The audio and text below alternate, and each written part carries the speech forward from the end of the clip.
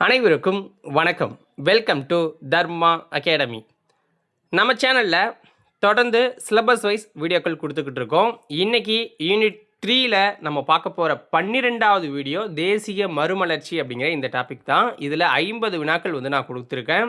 வீடியோவை ஃபுல்லாக பாருங்கள். உங்களுக்கு பிடிச்சிருந்துச்சுன்னா ஒரு லைக் பண்ணிவிட்டு சேனலை இது வரைக்கும் நீங்கள் சப்ஸ்கிரைப் பண்ணலை அப்படின்னா சப்ஸ்கிரைப் பண்ணி சப்போர்ட் பண்ணுங்கள். வீடியோவோட லாஸ்ட்டில் எத்தனை கொஷின்ஸுக்கு உங்களால் கரெக்டாக ஆன்சர் பண்ண முடிஞ்சுது அப்படிங்கிறத கமெண்ட்ஸில் சொல்லுங்கள், ஓகேவா? ஸோ இன்றைக்கி வீடியோக்குள்ளே போயிடலாம். அதுக்கு முன்னாடி தேசிய மறுமலர்ச்சி அப்படின்னா என்னென்னு ஒரே லைனில் சொல்கிறேன். என்னென்னா தேசிய ஒரு கோட்பாடு போய்கிட்டே இருக்கும், ஒரு பழக்க வழக்கங்கள் தொடர்ந்துக்கிட்டே இருக்கும், ஓகேங்களா? யாராவது ஒருத்தர் என்னடா இப்படியே நடந்துக்கிட்டு இருக்கு, என்னடா நம்ம ஆளுங்க இப்படி இருக்காங்க, ஸோ கொஞ்சம் கூட யோசிக்க மாட்டேங்கிறாங்களே அப்படின்னு ஒரு புதுசாக ஒரு விஷயத்த பண்ணணும் அப்படின்னு ஸ்டார்ட் பண்ணுறாங்கன்னா அதுதான் மறுமலர்ச்சி, ஓகேங்களா? ஸோ அப்படிப்பட்ட தலைவர்களை பற்றி தான் நம்ம இந்த வீடியோவில் பார்க்க போகிறோம். ஸோ வாங்க வீடியோக்குள்ளே போகலாம். ரொம்ப பயனுள்ளதாக இருக்கும், அதனால் ஸ்கிப் பண்ணாமல் ஃபுல்லாக பார்த்துருங்க. நவீன இந்தியாவின் விடிவெள்ளி என்று போற்றப்படுபவர் யார்? நவீன இந்தியாவின் விடிவெள்ளி என்று போற்றப்படுபவர் யார்? ஆன்சர் ராஜா ராம்மோகன் ராய் அவர்கள் தான் நவீன இந்தியாவின் விடிவெள்ளி அப்படின்னு போற்றப்படுறாரு. அதுவே பார்த்தீங்கன்னா மறுமலர்ச்சியின் தந்தை அப்படின்னு கூட இவர் போற்றப்படுவார், ஓகேங்களா? இந்திய மறுமலர்ச்சியின் தந்தை அப்படின்னும் போற்றப்படுறாரு. எதுக்குன்னா இந்த சமூகத்தில் இருந்த மூட நம்பிக்கைகளை ஒழிக்கணும், மேற்கத்திய அறிவியல் சிந்தனைகளை வளர்க்கணும் பகுத்தறிவோட அப்படிங்கிறதுல ஒரு ஃபஸ்ட்டு ஆளாக இவர் இருக்கார். ராஜா ராம்மோகன் ராய் கல்கத்தாவில் பிரம்ம சமாஜத்தை தோற்றுவித்த ஆண்டு என்ன? ராஜா ராம்மோகன் ராய் கல்கத்தாவில் பிரம்ம சமாஜத்தை தோற்றுவித்த ஆண்டு என்ன? இவருக்கு ஒரு சுயநலம் இருந்துச்சு, அதை ஃப்யூச்சரில் பார்க்கலாம் அடுத்தது வினாக்களில். 1828 தொடங்குறார். ஸோ ஆகஸ்ட் மாதம் 20ஆம் தேதி 1828 ஸ்டார்ட் பண்ணுறாரு. கல்கத்தாவில் ஒரு கோயிலை நிறுவி அங்கே உருவ வழிபாட்டை தடை செய்கிறார். எந்த ஒரு மதத்தையும் தாழ்வாக பேசக்கூடாது அப்படின்னு சொல்கிறது தான் இந்த இயக்கத்தோட கோட்பாடு. அடுத்த வினா பாருங்கள். வேதங்களுக்கு திரும்புங்கள் என்ற புகழ்பெற்ற முழக்கத்தை முன்வைத்தவர் யார்? வேதங்களுக்கு திரும்புங்கள் என்ற புகழ்பெற்ற முழக்கத்தை முன்வைத்தவர் யார்? சுவாமி தயானந்த சரஸ்வதி அவர்கள். ஸோ என்னன்னா ஸ்டார்டிங்கில் இந்து மதம் அப்படிங்கிறது ரொம்ப புகழ்பெற்று நல்ல கோட்பாடோட நல்ல நன்னறிகளோடு இருந்திருக்கும். ஆனால் பிற்காலத்தில் கொஞ்சம் கொஞ்சமாக அதில் மூட நம்பிக்கைகளும் புராண கதைகளும், குப்தர் காலத்துலலாம் புராண கதைகள் அதிகமாக உள்ளே வந்துச்சு அப்படிம்பாங்க. ஸோ இதெல்லாமே தயானந்த சரஸ்வதிக்கு பிடிக்காது. ஸோ மூட நம்பிக்கைகள்லாம் விட்டுட்டு வேதங்களை நோக்கி, அதாவது ஸ்டார்டிங் காலத்தில் இருக்கிற அந்த ஆன்மீகத்தை நோக்கி நம்ம போகணும் அப்படிங்கிறது அவருடைய நோக்கமாக இருந்துச்சு. அடுத்து பாருங்கள், 4வது வினா. 1829ஆம் ஆண்டு சதி ஒழிப்பு சட்டத்தை இயற்றிய பிரிட்டிஷ் தலைமை ஆளுநர் யார்? உடன்கட்டை ஏறும் பழக்கம் அப்படின்னு சொல்லுவாங்க, ஓகேங்களா? இதை ஒழிச்சவர் யாருன்னா வில்லியம் பெண்டிங் பிரபு. கீழே இருக்குது வில்லியம் பெண்டிங் பிரபு, வில்லியம் பெண்டிங், ஓகேங்களா? ஸோ நோட் பண்ணிக்கோங்க. ஸோ இதுக்கு உறுதுணையாக இருந்தது யார் அப்படின்னு பார்த்தீங்கன்னா ராஜா ராம்மோகன் ராயோட தொடர் போராட்டம் தான் இதுக்கு காரணம் அப்படின்னு சொல்லுவாங்க. ஸோ ஏன்னா ராஜா ராம்மோகன் ராயோட அண்ணன் இறந்துருவார், அவங்களுடைய மனைவியை உடன்கட்டை ஏறதுக்கு வற்புறுத்தி தீயில தள்ளி கொண்டுருவாங்கன்னு வச்சுக்கோங்க. அதில் வெக்ஸான அவர் தான். ஸோ இதை ஒழிச்சே ஆகணும் அப்படின்னு சொல்லுவாங்க. ஏன்னா அவங்க அன்றைக்கி அப்போ ரொம்ப கம்மியான வயசு, 13, 14, 15 அந்த வயசு தான் இருக்கும்னு நினைக்கிறேன். அடுத்து, இந்து மதத்திலிருந்து பிற மதங்களுக்கு மாறியவர்களை மீண்டும் இந்து மதத்திற்கு மாற்ற ஆரிய சமாஜம் கொண்டு வந்த சடங்கின் பெயர் என்ன? ஆரிய சமாஜம் என்ன பண்ணுதுன்னா இந்து மதத்திலேருந்து பிற மதங்களுக்கு போயிருப்பாங்களா, அவங்களெல்லாம் திரும்ப இந்து மதத்துக்கு கொண்டு வரணும். ஸோ அதுக்காக ஒரு இயக்கத்தை ஸ்டார்ட் பண்ணுறாங்க. அது என்ன அப்படின்னா சுத்தி இயக்கம் அப்படிங்கிறது தான் அதோட பேர். சுத்தி இயக்கம் கிறிஸ்தவ மதத்துக்கோ இஸ்லாமிய மதத்துக்கோ போனவங்களை திருப்பி கொண்டு வரணும், தாய் மதத்துக்கு வரணும் அப்படிங்கிறது தான் இதோட நோக்கம். அடுத்த வினா 6. இந்தியாவின் கொடூரமான சதி ஒழிப்பு சட்டம் கொண்டு வரப்படுவதற்கு காரணமான முதன்மை சீர்திருத்தவாதி யார்? இந்தியாவின் கொடூரமான சதி ஒழிப்பு சட்டம் கொண்டு வரப்படுவதற்கு காரணமான முதன்மை சீர்திருத்தவாதி ராஜா ராம்மோகன் ராய் அவர்கள் தான். ஸோ என்னன்னா நான் சொன்ன மாதிரி தான் அவங்களுடைய அண்ணி, ஓகேங்களா, அண்ணனுடைய மனைவி இந்த உடன்கட்டை ஏறும் பழக்கத்தால் கொல்லப்படுறாங்க. ஸோ அதுக்கு எதிராக தான் இவர் போராடுறாரு. அடுத்த வினா. சுவாமி தயானந்த சரஸ்வதியால் 1875ஆம் ஆண்டு ஆரிய சமாஜம் எங்கு தோற்றுவிக்கப்பட்டது? சுவாமி தயானந்த சரஸ்வதியால் 1875ஆம் ஆண்டு ஆரிய சமாஜம் எங்கு தோற்றுவிக்கப்பட்டது? பம்பாயில் தோற்றுவிக்கிறாங்க. ஆரிய சமாஜம் வந்து 1875 பம்பாய், இப்போ இருக்கிற மும்பைன்னு வச்சுக்கோங்க. ஸோ அதுக்கப்புறம் தான் இது வந்து பஞ்சாப், லாகூர் பகுதிகளுக்கெல்லாம் பரவுது இந்த இயக்கம். அடுத்த வினா 8. 1867 ஆண்டு பம்பாயில் பிரார்த்தனை சமாஜத்தை தோற்றுவித்தவர் யார்? பிரார்த்தனை சமாஜத்தை, பிரார்த்தனை, ஓகேங்களா? ஸோ இங்கே ஸ்பெல் மிஸ்டேக்கு, பிரார்த்தனை, ஓகேங்களா? பிரார்த்தனை சமாஜத்தை தோற்றுவிச்சது யார் அப்படின்னா டாக்டர் ஆத்மராம் பாண்டுரங் அப்படிங்கிறவர் தான். டாக்டர் ஆத்மராம் பாண்டுரங் அப்படிங்கிறவர் தான். ஸோ பிரம்ம சமாஜத்தோட தலைவராக இருந்த அப்போ இந்த காலகட்டங்களில் 1867 தலைவராக இருந்த கேசவ் சந்திர சென் பம்பாய்க்கு வருகை தராரு. ஸோ அவருடைய தூண்டுதல் காரணமாக தான் ஆத்மராம் பாண்டுரங் என்ன பண்ணுறாருன்னா பிரார்த்தனை சமாஜம் அப்படிங்கிறத ஒன்று நிறுவுறாரு. ஸோ இதோட முக்கிய தலைவர்களாக யார் யார் அப்போ இருந்தாங்க அப்படின்னா பிரார்த்தனை சமாஜத்துக்கு எம்ஜி ரானடே, ஆர்ஜி பண்டார்கரும் எம்ஜி ரானடேவும் இருந்தாங்க. ஓகேங்களா? ஸோ இங்கே இருக்குது பாருங்கள். ஓகே. ஸோ அடுத்தது சுவாமி தயானந்த சரஸ்வதி எழுதிய மிக முக்கிய முதன்மை நூல் எது? சுவாமி தயானந்த சரஸ்வதி எழுதிய மிக முக்கிய முதன்மை நூல் எது? சத்யார்த்த பிரகாஷ் அப்படிங்கிற நூல். சத்யார்த்த பிரகாஷ், அதாவது உண்மை விளக்க பிரகாசம் அப்படிங்கிறது தான் அதோடைய தமிழாக்கம். ஸோ இது என்ன பண்ணுது அப்படின்னா இது வேதங்களோட அந்த மேன்மையும் உருவ வழிபாடு மறுப்பையும் தெளிவாக சொல்லும். கீதா ரகசியம் அப்படிங்கிற நூல் திலகர் எழுதினது. அடுத்த வினா 10. விதவை மறுமணச் சட்டம் 1856 கொண்டு வரப்படுவதற்கு மிக முக்கிய காரணமாக இருந்த வங்காள சீர்திருத்தவாதி யார்? விதவை மறுமணச் சட்டம் கொண்டு வரப்படுவதற்கு மிக முக்கிய காரணமாக இருந்த வங்காள சீர்திருத்தவாதி யாரு? ஈஸ்வர சந்திர வித்யாசாகர் தான். அடுத்த வினா கேசவ சந்திர சென் பிரம்ம சமாஜத்திலிருந்து பிரிந்து 1866 உருவாக்கிய புதிய அமைப்பின் பெயர் என்ன? கேசவ் சந்திரசென் பிரம்ம சமாஜத்திலிருந்து விலகிறாரு. 1866 உருவாக்கின புதிய அமைப்போட பெயர் என்னென்னா இந்தியாவின் பிரம்ம சமாஜம் அப்படின்னு ஒன்று உருவாக்குறாரு. இது ஃபேமஸாக அந்த அளவுக்கு இப்போ எடுக்கலை. ஸோ தேவேந்திர தாகூருக்கும் கேசவ் சந்திரசென்னுக்கும் இடையில பிரச்சனை ஏற்படுது. அதனால் சமாஜம் அப்படிங்கிறது பிளவுபடுது. ஸோ இதில் வந்து தேவேந்திரநாத் என்ன பண்ணுறாருனா ஆதி பிரம்ம சமாஜம் அப்படின்னு போகிறாரு. கேசவ் சந்திரசென் என்ன பண்ணுறாருனா இந்தியாவின் பிரம்ம சமாஜம்னு ஆரம்பிக்கிறாரு. ரெண்டாக பிரியுது. அதுக்கப்புறம் காலி ஆகிடுதுன்னு வச்சுக்கோங்க. மேற்கத்திய கல்வியையும் அறிவியல் சிந்தனைகளையும் இந்தியாவிற்குள் கொண்டு வர ராஜா ராம்மோகன் ராய் 1817 கல்கத்தாவில் யாருடன் இணைந்து இந்து கல்லூரியை நிறுவினார்? ஸோ டேவிட் ஹேர் அப்படிங்கிறவருடைய தலைமையில் இதை பண்ணுறார். ஓகேங்களா? ஸோ இவர் டச்சு நாட்டை சேர்ந்த ஒரு கடிகார தயாரிப்பாளராக இருந்தவர் தான் டேவிட் ஹேர் அப்படிங்கிறவர். ஸோ கல்கத்தாவில் ஸ்டார்ட் பண்ணுறாங்க. அடுத்த வினா விதவை மறுமணச் சங்கம் மற்றும் தக்கான கல்விக் கழகம் ஆகியவற்றை தோற்றுவித்தவர் யார்? விதவை மறுமணச் சங்கம் 1861 அந்த காலத்திலையும் தக்கான கல்விக் கழகம் ஆகியவற்றை தோற்றுவிச்சது யாருன்னா எம்ஜி ரானடே அவர்கள். எம்ஜி ரானடே, மகாதேவ் கோவிந்த ரானடே அப்படிங்கிறது அவரோட ஃபுல் நேமு. அடுத்த வினா பாருங்க. இளம் வங்காள இயக்கத்தை தோற்றுவித்து கல்கத்தா இந்து கல்லூரியின் பேராசிரியராக இருந்து இளைஞர்களிடம் புரட்சி சிந்தனையை விதைத்தவர் யாரு? இளம் வங்காளம் இயக்கத்தை தோற்றுவித்து கல்கத்தா இந்து கல்லூரியின் பேராசிரியராக இருந்துக்கிட்டு இளைஞர்கள்ட்ட புரட்சி சிந்தனையை விதைத்தவர் யாருன்னா ஹென்றி விவியன் டெரோசியோ அப்படிங்கிறவர் தான் இந்த செயல்பாடுகளை பண்ணியிருக்காரு. அடுத்த வினா ராஜா ராம்மோகன் ராய் பாரசீக மொழியில் வெளியிட்ட புகழ்பெற்ற இதழின் பெயர் என்ன? ராஜா ராம்மோகன் ராய் பாரசீக மொழியில் வெளியிட்ட புகழ்பெற்ற இதழின் பெயர் என்ன? ஆன்சர் மிராத் உல் அக்பர் அப்படிங்கிற இதுதான். ஸோ இவர் வந்து ராஜா ராம்மோகன் ராய்க்கு நிறைய மொழி தெரியும். ஓகேங்களா? ஸோ வங்காள மொழியில் சம்வாத் கௌமுதி அப்படிங்கிறத வங்காள மொழியில் இதுனாரு. பாரசீக மொழியில் மிராத் உல் அக்பர் அப்படிங்கிற இதழையும் நடத்தினார். அடுத்த வினா ஜீவகாருண்யம் என்ற கொள்கையை முதலில் போதித்தவர் யார்? மனிதனுக்கு செய்யும் சேவையே கடவுளுக்கு செய்யும் சேவை அப்படின்னு அந்த கொள்கையை முதல்ல போதித்தவர் யாரு? ராமகிருஷ்ண பரமஹம்சர். அடுத்த வினா சுவாமி விவேகானந்தர் தனது குருவின் நினைவாக ராமகிருஷ்ண மிஷனை தோற்றுவித்த ஆண்டு என்ன? சுவாமி விவேகானந்தர் தனது குருவின் நினைவாக ராமகிருஷ்ண மிஷனை தோற்றுவித்த ஆண்டு என்ன? 1897. 1897.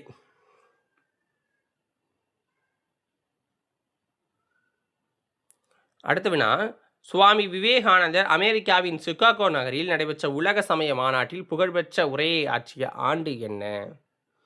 1893 செப்டம்பர் 11 அந்த உரையை ஆற்றுவார்.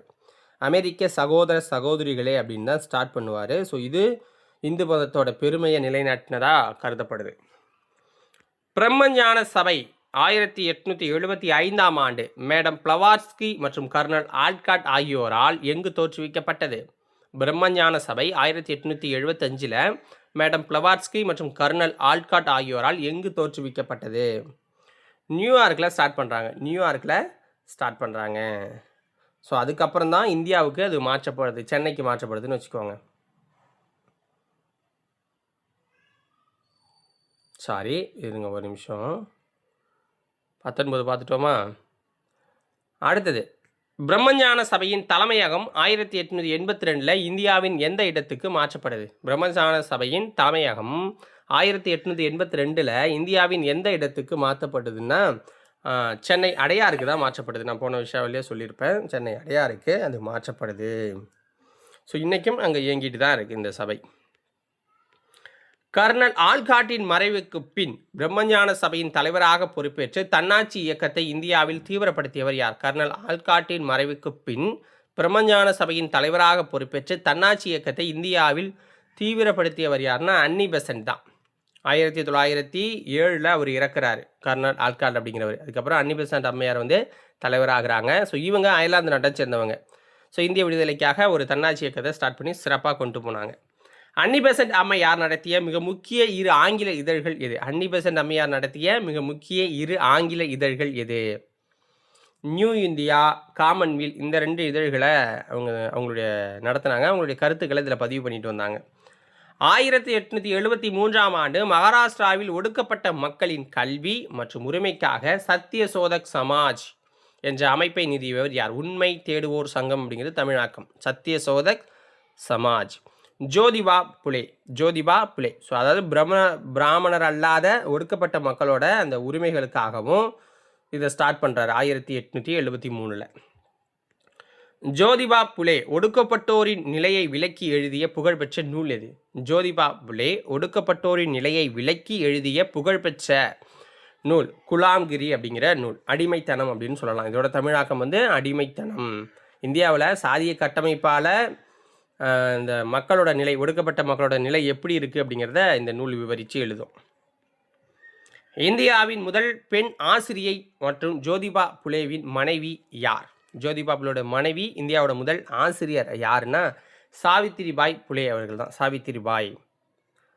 அடுத்தது, ஒரே ஜாதி ஒரே மதம் ஒரே கடவுள் மனிதனுக்கு என்ற உன்னத கொள்கையை முழங்கிய கேரள சீர்திருத்தவாதி யார்? ஒரே ஜாதி ஒரே மதம் ஒரே கடவுள் மனிதனுக்கு என்ற உன்னத கொள்கையை முழங்கிய கேரள சீர்திருத்தவாதி ஸ்ரீ நாராயண குரு அவர்கள்.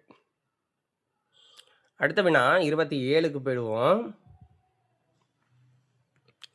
ஒடுக்கப்பட்ட சாதியைச் சேர்ந்த குழந்தைகளை பள்ளியில் சேர்க்க கோரி 1907 ஆண்டு கேரளா சாதுஜன பரிபாலன சங்கத்தை தோற்றுவித்தவர் யார்? ஐயன் காளி அவர்கள் தான். 1907 அதை ஸ்டார்ட் பண்ணுறாரு. ஒடுக்கப்பட்டோரின் உரிமைக்காக ஜோதிபா புலே இந்தியாவில் முதலாவது பெண்களுக்கான பள்ளியை எங்கு தொடங்கினார்? ஒடுக்கப்பட்டோரின் உரிமைக்காக ஜோதிபா புலே இந்தியாவில் முதலாவது பெண்களுக்கான பள்ளியை எங்கு தொடங்கினார்? புனேல ஸ்டார்ட் பண்ணுறாரு. இந்து தர்ம பரிபாலன யோகம் என்ற அமைப்பை நாராயணகுரு நிறுவிய ஆண்டு என்ன? இந்து தர்ம பரிபாலன யோகம் என்ற அமைப்பை நாராயணகுரு நிறுவிய ஆண்டு 1903. பண்டித ரமாபாய் சமஸ்கிருத மொழியில் சிறந்த புலமை பெற்றதால் அவருக்கு வழங்கப்பட்ட பட்டங்கள் என்ன?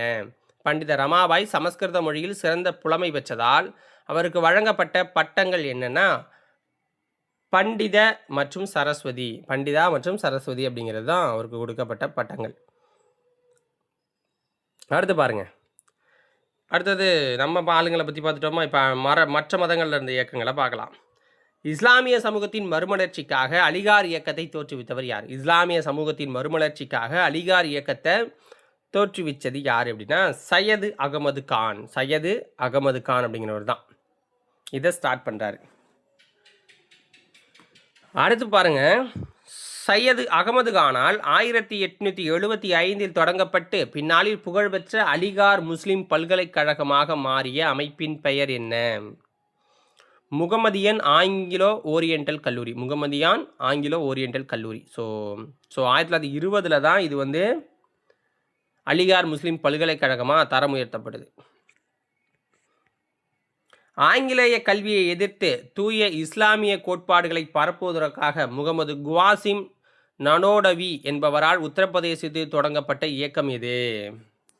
குவாசிம் நானோடவி என்பவரால் உத்தரப்பிரதேசத்தில் தொடங்கப்பட்ட இயக்கம் தூய இஸ்லாமிய கோட்பாடுகளை பரப்புறதுக்காக தேவ்பந்த் இயக்கம் அப்படிங்கிறது தான் ஸ்டார்ட் பண்ணாங்க. இது அலிகார் இயக்கத்துக்கு மாறாக இருந்துச்சு. இது ஒரு பழமைவாத மீட்பு, அதாவது பின்னோக்கி போகிற ஒரு இயக்கமாக பார்க்கப்பட்டுச்சு அப்போ. ஸோ உத்தரப்பிரதேசத்தில் சஹரான்பூரில் ஒரு மதப்பள்ளி, அதான் மதராசான்னு இப்போ கூட இயங்கிட்டு இருக்குல்ல, ஸோ அது போய்கிட்டு இருக்கு. அடுத்தது, பார்சி சமூகத்தின் சீர்திருத்தத்திற்காக 1851 ரகுனுமாய் மஸ்தயாஸ்னன் சபா என்ற அமைப்பை தோற்றுவித்தவர்களில் முதன்மையானவர் யாரு? நவ்ரோஜி பர்தோன்ஜி, தாதாபாய் நவ்ரோஜி. நவ்ரோஜி பர்தோன்ஜி, தாதாபாய் நவ்ரோஜி அப்படின்னு சொல்லுவாங்க. ஸோ பார்சி இயக்கம் அப்படிங்கிறது இதோட பேர். ஸோ பார்சி மதத்துக்கிட்ட இருந்த மூட பழக்க வழக்கங்களை நீக்கணும் அப்படிங்கிறதுக்காக 1851 நவ்ரோஜி பர்தோன்ஜியும் தாதாபாய் நவ்ரோஜி அப்புறம் எஸ்எஸ் பங்காளி இவங்கெல்லாம் சேர்ந்து தான் இந்த பார்சி சீர்திருத்த சங்கத்தை கொண்டு வராங்க.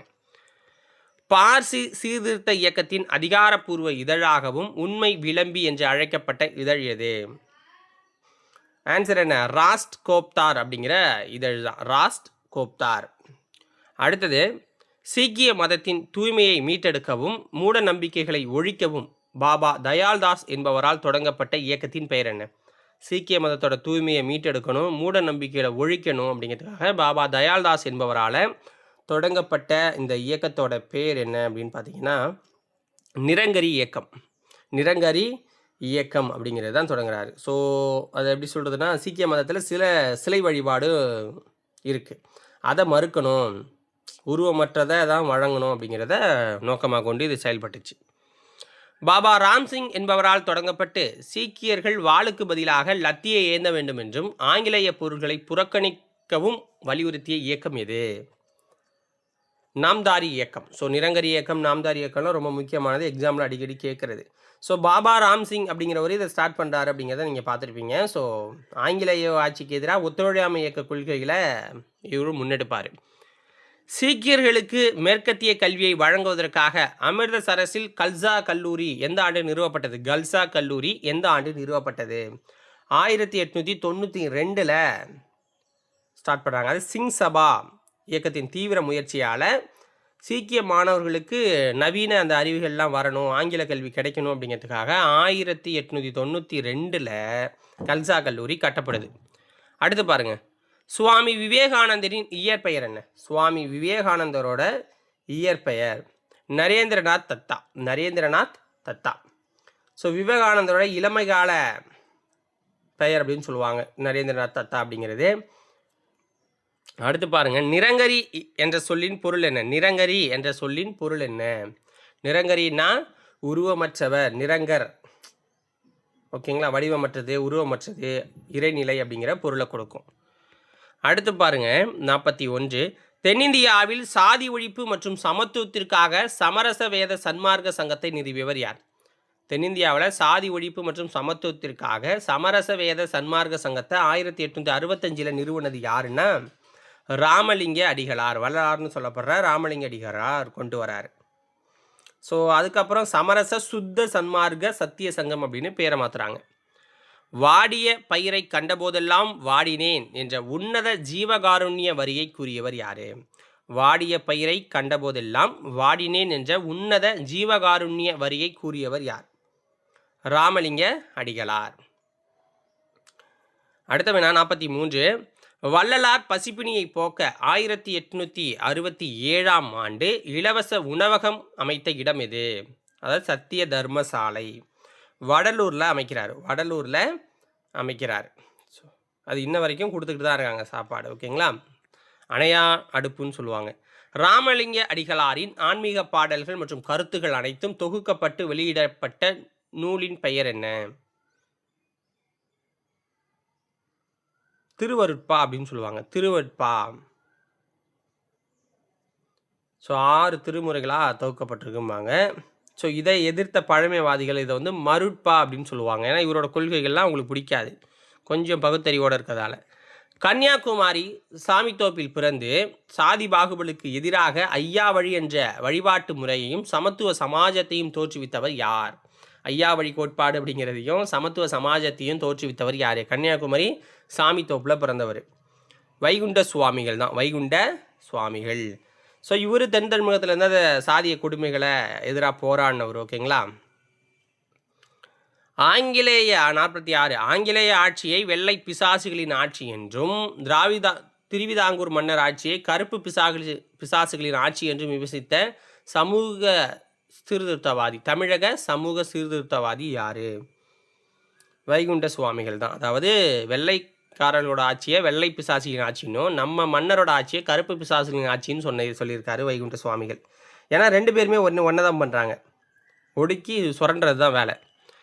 ஒடுக்கப்பட்ட மக்களின் சுயமரியாதைக்காக அத்வைதானந்த சபா மற்றும் திராவிட மகாஜன சபை ஆகியவற்றை தோற்றுவித்தவர் யார்?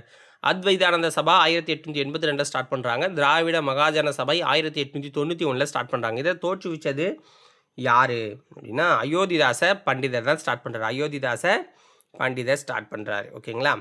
அடுத்தது அயோத்திதாச பண்டிதர் 1907ஆம் ஆண்டு வாராந்திர இதழாக தொடங்கி தன் இறுதி காலம் வரை நடத்திய புகழ்பெற்ற இதழ் எது? 48 ஒரு பைசா தமிழன் அப்படிங்கிற இதழ். இந்த ஒரு பைசா தமிழன் இதழுங்கிறது 1907 ஸ்டார்ட் பண்ணுறாங்க. ஸோ காலனா அப்படிங்கிறது தான். ஸோ அதுக்கப்புறம் பார்த்தீங்க அப்படின்னா அதோட பேரை வந்து தமிழன் அப்படின்னு மாற்றுறாரு 1914. அடுத்து பாருங்கள், ஒடுக்கப்பட்ட மக்களுக்கு ஆதி திராவிடர் என்று பெயரிட வேண்டும் என்றும் அவர்கள் சாதியற்ற உண்மையான பௌத்தர்கள் என்றும் வாதிட்டவர் யார்? ஒடுக்கப்பட்ட மக்களுக்கு ஆதி திராவிடர் என்று பெயரிட வேண்டும், அவர்கள் சாதியற்ற உண்மையான பௌத்தர்கள் என்று வாதிட்டவர் யார்? அயோத்திதாச பண்டிதர் தான் வாதிடுறார். அயோத்திதாச பண்டிதர் வாதிடுறார். ஆதி பௌத்தர்கள் அப்படின்னு சொல்லணும் அப்படிங்கிறாரு. வைகுண்ட சுவாமிகளின் போதனைகள் மற்றும் கருத்துகள் அடங்கிய புனித நூலின் பெயர் என்ன? வைகுண்ட சுவாமிகளின் போதனைகள் மற்றும் கருத்துகள் அடங்கிய புனித நூலின் பெயர் அகில திரட்டு அம்மானை. அகில திரட்டு அம்மானை அப்படிங்கிறது தான். ஸோ வைகுண்ட சுவாமியோட வாழ்க்கை வரலாறு, அவருடைய போதனைகள் எல்லாமே இதில் இருக்கும். அகில திரட்டு அம்மானையில் இருக்கும். அப்புறம் அருள் நூல் அப்படின்னு ஒன்று இருக்குது, இதில் இருக்கும். இந்த ரெண்டையுமே அவங்களுடைய சீடர்கள் அதுக்கப்புறம் அவருடைய மறைவுக்கு அப்புறம் தொகுத்து ஒரு நூலாக வெளியிட்டிருக்காங்க. ஓகேங்களா. அகில திரட்டு அம்மானை அருள் நூல் அப்படிங்கிற நூல். ஸோ இதோட இந்த 50 வினாக்கள் முடிஞ்சிச்சு மக்களே. ஸோ இந்த 50 வினாக்கள் எதுக்கு போடுறோம் ஒவ்வொரு டாப்பிக்கில் அப்படின்னா உங்களுடைய ஸ்டடியை செக் பண்ணுறதுக்காக தான். ஓகேங்களா. ஸோ இது வரைக்கும் என்ன படிச்சிருக்கீங்க, ஸோ என்ன லெவலில் இருக்கும் அப்படிங்கிறத செக் பண்ணுறதுக்காக தான். ஸோ இந்த வீடியோக்கள் உங்களுக்கு பிடிச்சிருந்தா ஒரு லைக்கும் சேனலை சப்ஸ்கிரைபும் பண்ணி சப்போர்ட் பண்ணுங்கள். நாளைக்கு வேறொரு வீடியோவில் உங்களை வந்து சந்திக்கிறேன். நன்றி, வணக்கம்.